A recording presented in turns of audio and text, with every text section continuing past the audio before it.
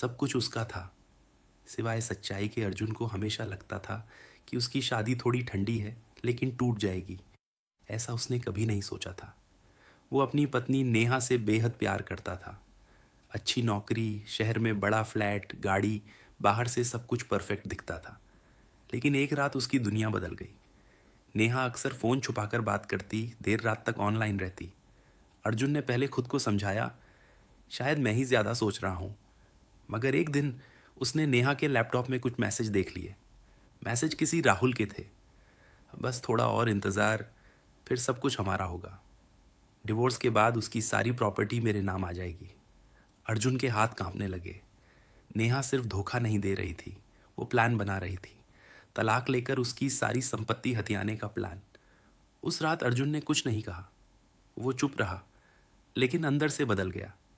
खामोश तैयारी। अगले कुछ हफ्तों में अर्जुन ने हर सबूत इकट्ठा किया। Call record, chat screenshot, hotel की रसीदें, सब कुछ। उधर नेहा भी अपनी चाल चल रही थी। एक दिन उसने ठंडे स्वर में कहा, अर्जुन, मैं तुमसे खुश नहीं हूँ। मुझे तलाक चाहिए और मैं अपना हक लेकर जाऊंगी।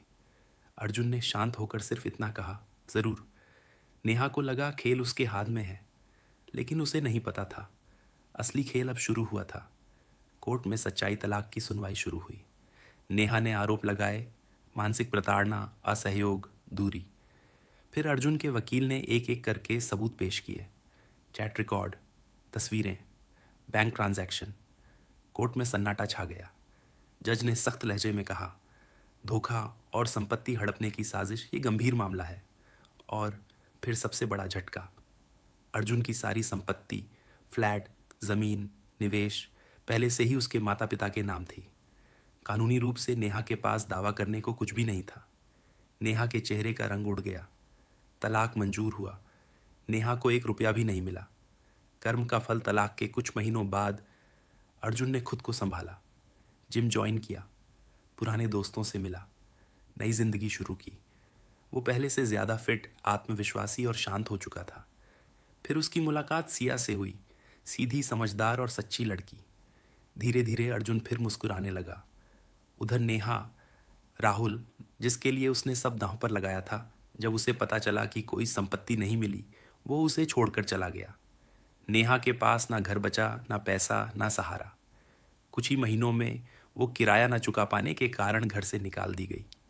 जिस सपने के लिए उसने धोखा दिया था, वही सपना उसे सड़क पर ले आया।